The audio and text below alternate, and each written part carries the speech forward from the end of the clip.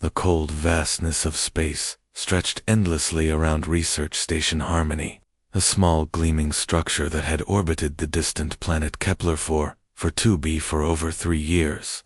Inside its metal corridors, Dr. Yila pressed her scaled hands against the observation window, her large amber eyes reflecting the terror of what approached from the darkness. The Zilani had always been a peaceful race. Their turtle-like shells and slow, deliberate movements made them natural researchers and philosophers. For generations, they had studied the stars, cataloged new worlds, and shared their knowledge freely with anyone willing to listen. They had never hurt another living being, never conquered a planet, never even raised their voices in anger. War was as foreign to them as breathing underwater would be to a human. But now, war had found them. Dr. Yula counted the ships as they emerged from hyperspace like hungry predators.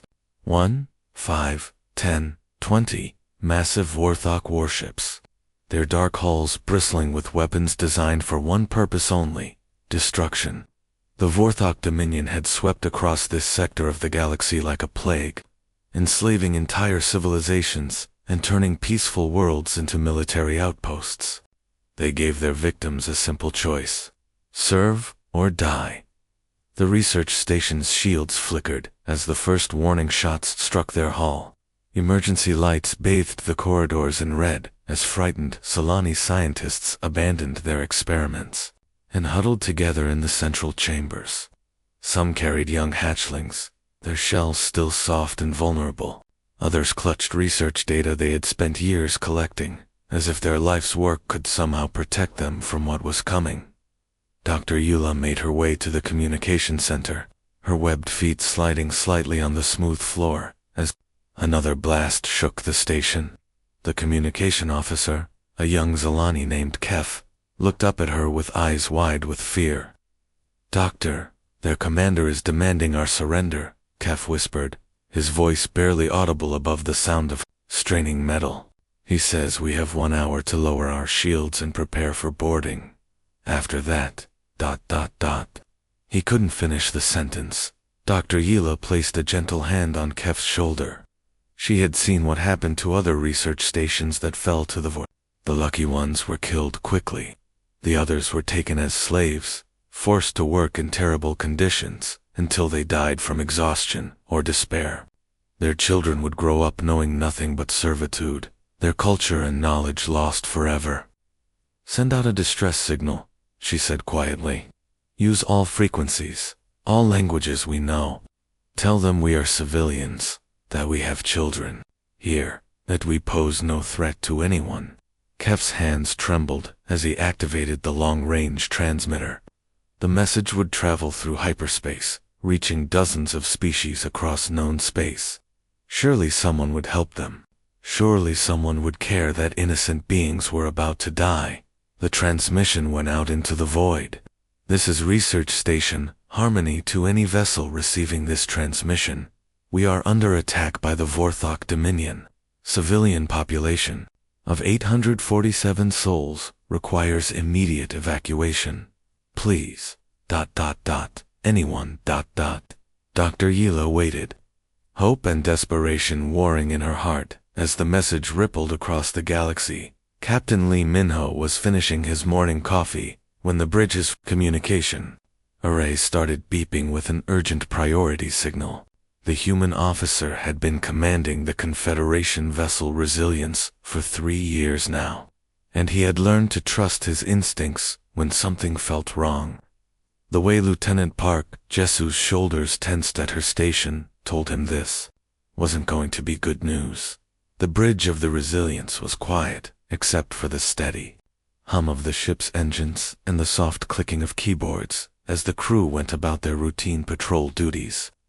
They were currently stationed in the Outer Rim territories, far from Earth and the core human worlds. It was peaceful work, mostly, checking shipping routes and making sure pirates weren't bothering merchant vessels. Nothing too exciting, which was exactly how most of the crew preferred it.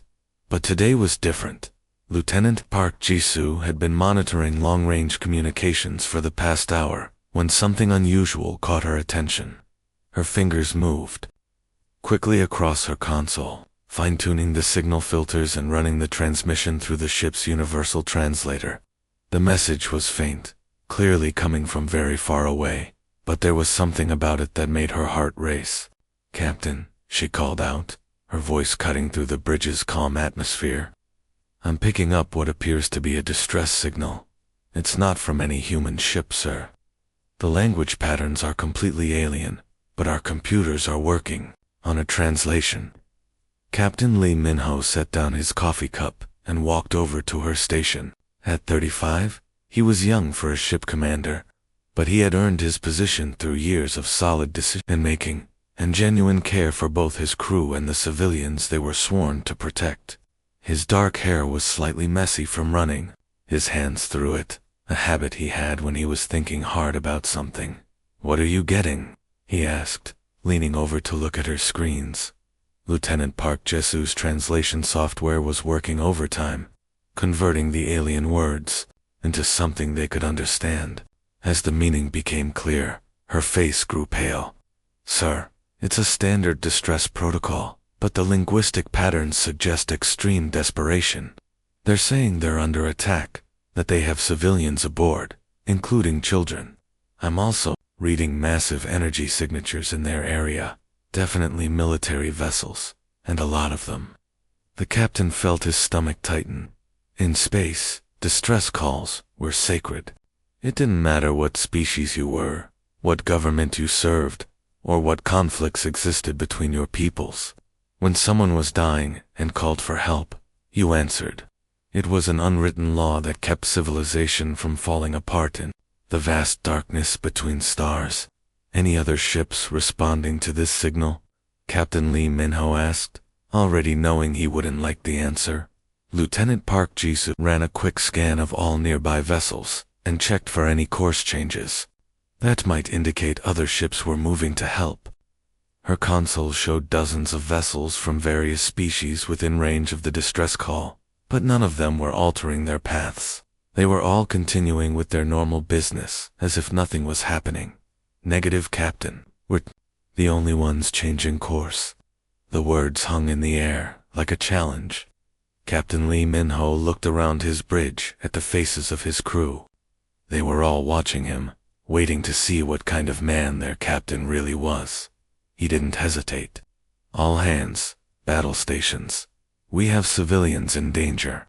The stars suddenly stopped streaking past the view screen as the resilience dropped out of hyperspace, and what Captain Lee Minho saw made his blood run cold. The scene before them was nothing short of a nightmare unfolding in the cold vacuum of space. Research Station Harmony hung in the darkness like a wounded animal. Its once bright hull now scarred with blast marks and glowing with the orange flicker of failing shields. Around it, like vultures, circling their prey, 30 massive Vorthok warships had formed an intimidating blockade. The alien vessels were ugly things, all sharp angles and weapon ports, designed to strike fear into anyone who saw them approaching. But what made Captain Lee's hands clench into fists was what he saw happening to the escape pods.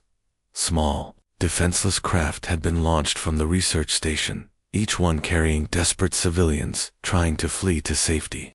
Instead of letting them go, Vorthok fighter craft were hunting them down like sport, their energy weapons lighting up the darkness as they destroyed pod after pod.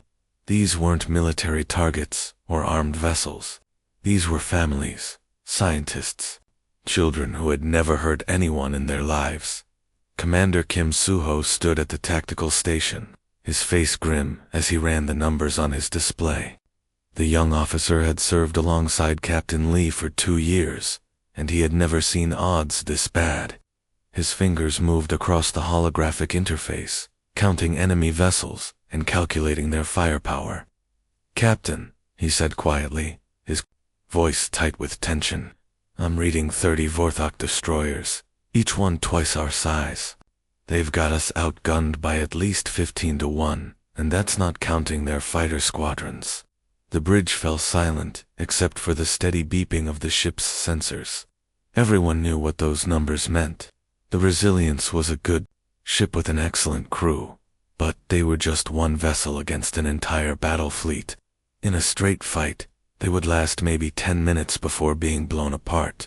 Lieutenant Park Jisoo was working frantically at her communication station, trying to establish contact with the research station. "Captain, I'm getting a signal from the station. It's weak, but I think I can put it through." The main view screen flickered, and suddenly they were looking at the most unusual face any of them had ever seen. Dr. Yila appeared before them, her turtle-like features showing clear signs of exhaustion and terror. Her large amber eyes were filled with tears, and her scaled hands shook as she gripped what appeared to be a communication device. When she saw the human faces on her screen, her expression changed from despair to complete disbelief. She blinked several times, as if she couldn't trust what she was seeing. You came," she whispered, her voice barely audible through the static-filled transmission. "But we sent that signal hours ago. It traveled so far, across so many systems. Our databases show no record of your species. We don't even know who you are." "Captain Lee." Minho looked at this frightened alien scientist, this being who represented everything good about intelligent life in the universe, someone who studied the stars instead of conquering them, who sought knowledge instead of power, who had never hurt anyone and didn't deserve to die at the hands of bullies and tyrants. His answer was simple, direct, and came from the very heart of what it meant to be human. "We're human," he said, his voice steady, despite the impossible odds they faced. "And we don't leave people to die." Lieutenant Choi Hannah gripped the controls of her fighter as she weaved between massive floating rocks in the asteroid field surrounding Kepler-4 for 2b. Her small craft was barely the size of a shuttle compared to the enormous Vorthok destroyers. But that was exactly what made her dangerous. While the enemy ships lumbered through space like giant metal whales, she moved like a shark, quick and deadly. Her fighter's cockpit was cramped and filled with the steady glow of instrument panels. Through her helmet's heads-up display, she could see target markers highlighting weak points on the nearest Vorthok vessel. The alien ship was easily 1,000 times larger than her fighter, bristling with enough weapons to level a city, but it had one critical weakness that the humans had quickly learned to exploit. The Vorthok fought like they had been trained in military academies. Everything was done by the book, with proper formations, established protocols, and predictable attack patterns.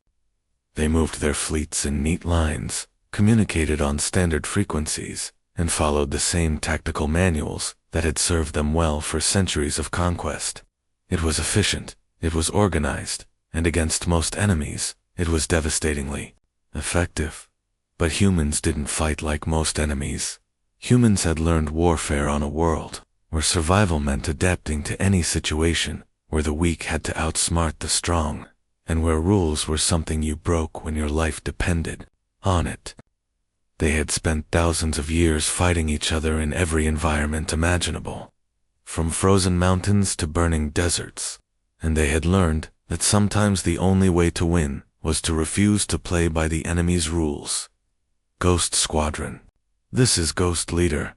Lieutenant Choi Hannah spoke into her comm system, her voice calm despite the chaos around her.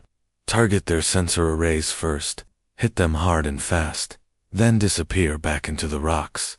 Make them blind, make them angry, but don't let them get a clean shot at you." Her squadron of 12 fighters had been named Ghost Squadron for exactly this kind of mission. They would strike from the shadows of the asteroid field, damage their targets, and vanish before the enemy could respond. It wasn't the kind of honorable combat that the Vorthok respected, but honor didn't save civilian lives. The young pilot locked onto her target and fired. A concentrated burst from her fighter's railgun. The hypervelocity projectile slammed into the Vorthok destroyer's main sensor dish, sending a shower of sparks and debris spinning into space. Immediately, her fighter's computers showed that the enemy ship was partially blinded, its ability to track small targets severely compromised. Ghost 2, target confirmed destroyed, came the voice of her wingman over the comm, moving to secondary position. One by one, her squadron struck at the massive Vorthok fleet, like angry wasps, attacking a giant. They targeted communication arrays, sensor equipment, and weapon guidance systems. None of the attacks were enough to destroy the huge enemy ships, but each strike made them a little less effective, a little more frustrated. Inside the command center of the Vorthok flagship, Fleet Commander Vex slammed his armored fist against his command throne. His reptilian features twisted with rage as another damage report reached his ears. These humans were fighting like cowards, hiding behind rocks and striking from ambush like common pirates. Where was their honor? Where was their courage? "Commander, we've lost primary sensors on 7 ships," his tactical officer reported nervously. "The humans refuse to engage us in proper formation. They keep disappearing into the asteroid field." But what the Vorthok commander didn't understand was that this wasn't cowardice. This was human ingenuity at its finest. The bridge of the resilience fell completely silent as the incoming transmission appeared on their main view screen. What Captain Lee Min-ho saw there would haunt him for the rest of his life, and it would change the course of the entire battle in ways that the Vorthok could never have imagined.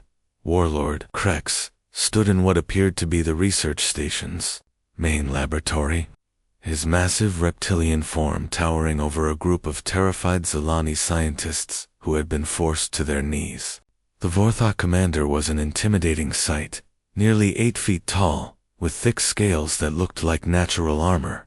In his clawed hand, he held a plasma blade that glowed with deadly energy, its humming sound clearly audible through the transmission. But it wasn't the warlord's imposing presence that made Captain Lee's hands shake with rage. It was what he saw behind the alien commander. Dr. Yila was there, along with at least a dozen other Zilani researchers. Some of them were elderly scientists whose life's work had been dedicated to understanding the universe. Others were younger, barely adults by their species standards. And in the back, Captain Lee could see what looked like Zilani children, their small shells trembling with fear as they watched the adults around them prepare to die. These weren't soldiers. These weren't warriors who had chosen to fight and accepted the risks that came with battle. These were civilians, scientists, families who had never hurt anyone and whose only crime was being in the wrong place when monsters decided to attack. Warlord Krex's voice boomed through the bridge speakers, each word dripping with contempt and cruel satisfaction. "Humans, you have amused me with your pathetic attempts at resistance, but your interference ends now. You have exactly 1 minute to power down your weapons and surrender your vessel, or I will execute these creatures one by one, starting with the smallest." The warlord's plasma blade moved closer to a young Zilani researcher who couldn't have been more than 20 years old. The alien's large eyes were wide with terror, and Captain Lee could see tears streaming down her scaled cheeks. She was probably someone's daughter, maybe someone's sister, a being with dreams and hopes and people who loved her. "You see, humans," Warlord Krex continued, his reptilian lips curling into what might have been a smile, "this is what happens when inferior species try to play hero. Your noble gesture has accomplished nothing except ensuring that these creatures will die slowly instead of quickly." Captain Lee watched Dr. Yila close her eyes in terror, her whole body shaking as she prepared for the end. The elderly scientist who had dedicated her life to peaceful research was about to be murdered by a bully who saw her as nothing more than a tool to hurt others. That was when something fundamental shifted inside Captain Lee Min-ho. This wasn't just about helping strangers anymore. This wasn't just about doing the right thing or following military protocol. This had become personal in a way that went to the very core of what it meant to be human. He opened a priority channel to Earth Command, his fingers moving across the communication console with practiced efficiency. The transmission would take several minutes to reach Earth, and several more for a response to come back. But there was one authorization he could request that would change everything. "Earth Command, this is Captain Lee Min-ho. of the resilience, he said, his voice steady, despite the fury burning in his chest. Requesting immediate authorization for Protocol 7. I repeat, requesting authorization for Protocol 7. Protocol 7 was a doctrine that existed in the deepest, most classified sections of human military law. It was reserved for only the most extreme circumstances, when innocent lives were being deliberately targeted and conventional rules of engagement were no longer sufficient. The response from Admiral Song Maran came back faster than he had expected, her voice carrying the full weight of human authority and resolve. Authorization granted, Captain. Show them what happens when they threaten innocence. Space itself seemed to tear open as dozens of hyperspace portals blazed into existence around Kepler-4, 4-B. The fabric of reality rippled and twisted as massive human warships emerged from the void, their hulls gleaming with the cold light of distant stars. What had been a hopeless situation just moments before suddenly became something entirely different. Admiral Song Maran stood on the bridge of her flagship, the Indomitable, watching as her fleet took formation around her. At 62 years old, she was one of the most experienced commanders in the Human Confederation Navy, and she had never backed down from a fight when innocent lives were at stake. Her gray hair was pulled back in a tight bun, and her dark eyes held the kind of steel that came from 30 years of making impossible decisions. The Indomitable was a sight to behold, nearly 2 kilometers long and bristling with enough firepower to level a small moon. Behind her came 12 heavy cruisers, each one a formidable warship in its own right, followed by twice as many destroyers and escort vessels. It was enough military power to conquer most star systems, and it had all been mobilized for one purpose: saving a research station full of alien civilians that most humans had never even heard of. But even with this impressive show of force, the numbers were still terrifying. The human fleet now numbered 36 ships, while the Vorthok still had their original 30 destroyers, plus reinforcements that had arrived during the fighting. They were still outnumbered, still outgunned, but now at least they had a fighting chance. Across the galaxy, something unprecedented was happening. Species that had ignored the original distress call were now watching with growing amazement as events unfolded around Kepler-4, 4-B. Long-range sensors and communication arrays were focused on this distant system, and alien governments were asking themselves the same question. Why were these humans willing to risk so much for strangers? The Altarian Council, whose members had discussed the Zilani distress call for hours before deciding it was too dangerous to respond, watched their screens in disbelief. The proud Corvan Empire, whose military leaders had calculated that helping the Zilani would result in unacceptable losses, found themselves questioning their own priorities. Even the ancient and wise Etherians, who rarely involve themselves in the affairs of younger species, were paying attention to what these newcomers called humans were doing. Captain Yoon Taeyang, commander of the heavy cruiser Defender, opened a channel that broadcast on all frequencies across known space. His voice was calm and confident, carrying the kind of quiet authority that comes from absolute moral certainty.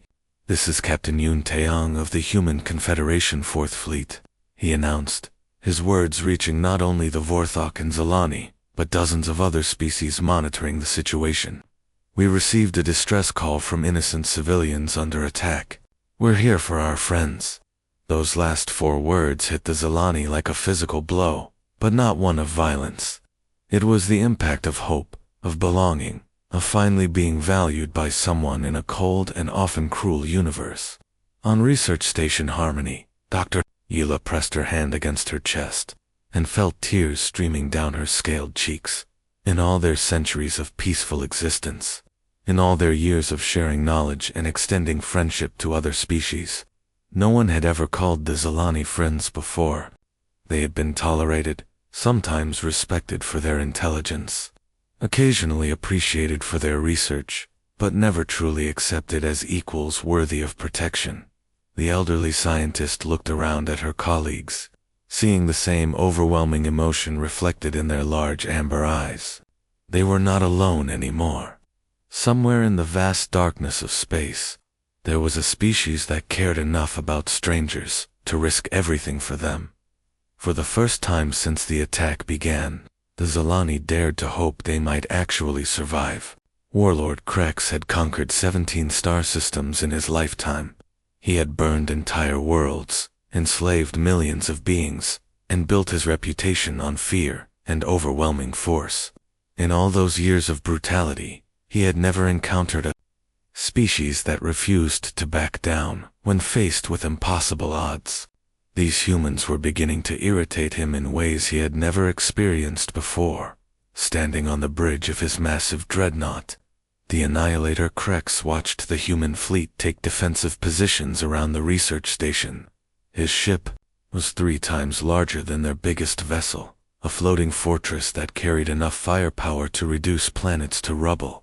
Its main cannon could punch through the shields of any known warship, and its secondary weapons could vaporize entire city blocks with a single shot. The reptilian warlord's patience, which had been wearing thin since these annoying humans first appeared, finally snapped completely. His clawed hands gripped the arms of his command throne as his yellow eyes blazed with fury.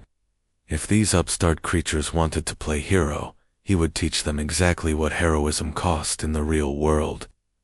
"Power up the planet killer," he growled to his weapons officer, his voice echoing through the bridge like thunder. "Target the research station's core structure."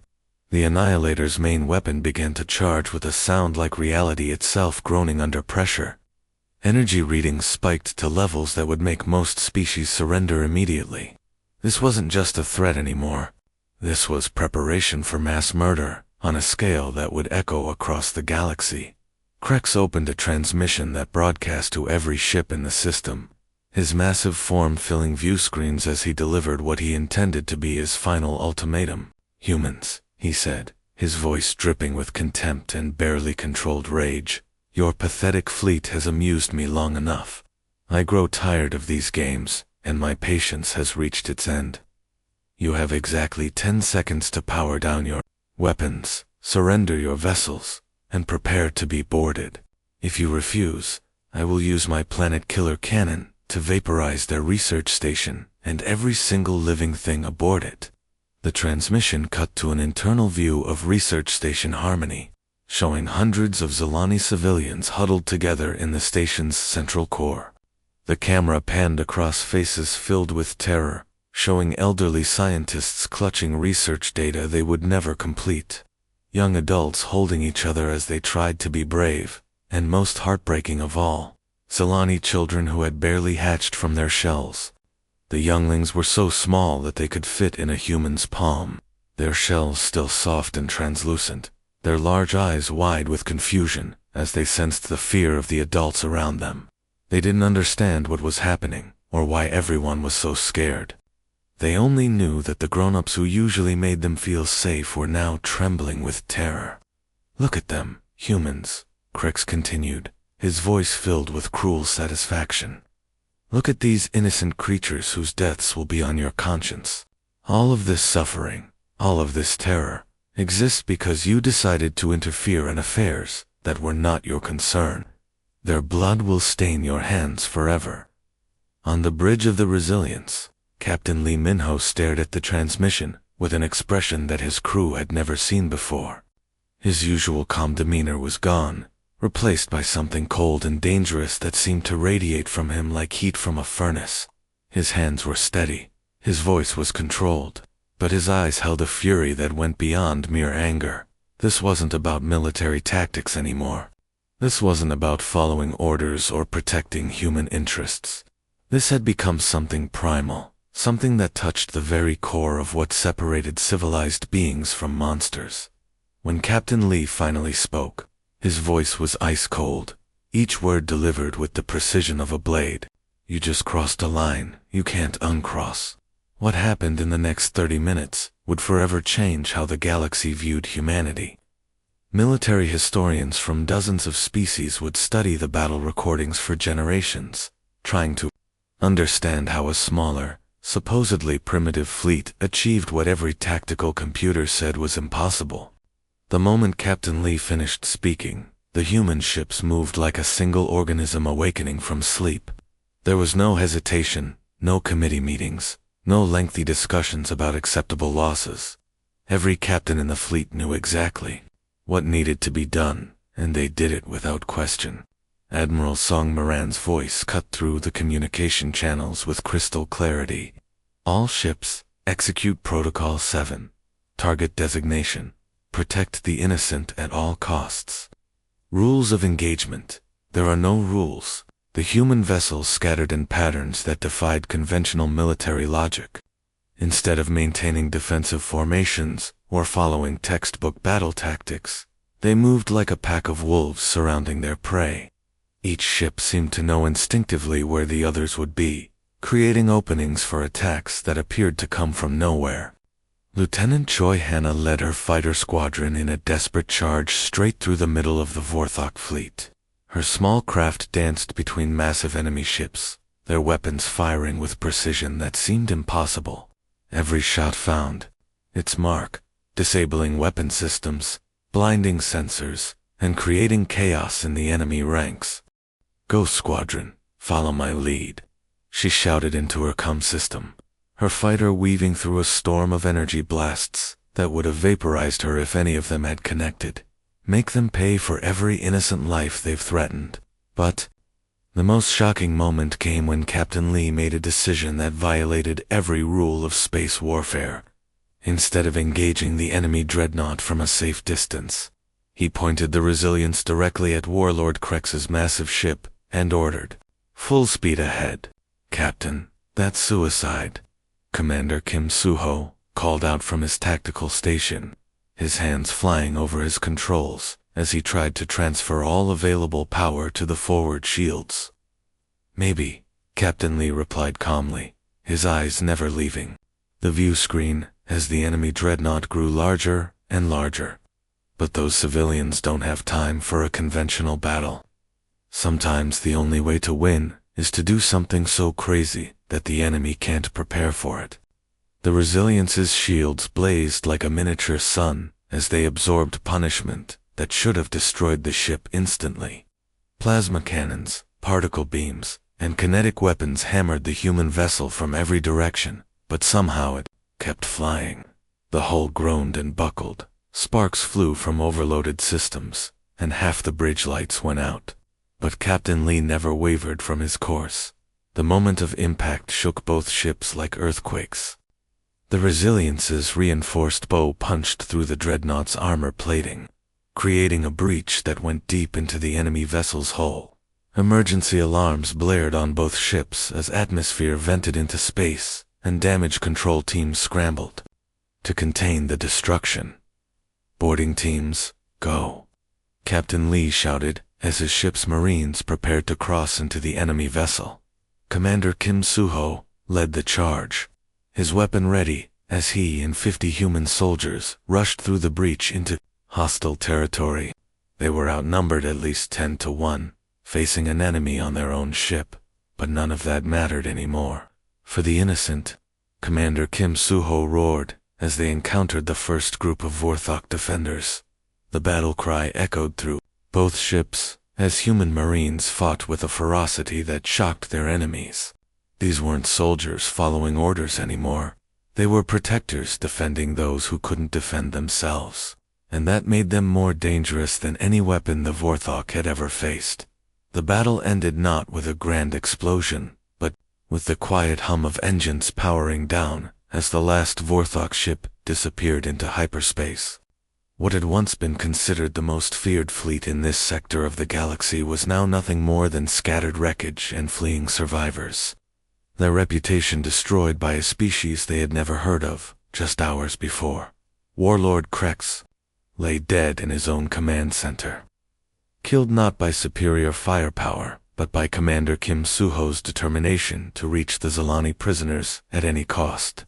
The reptilian tyrant, who had terrorized entire star systems, had been brought down by human Marines who fought not for conquest or glory, but for the simple belief that innocent people deserved protection.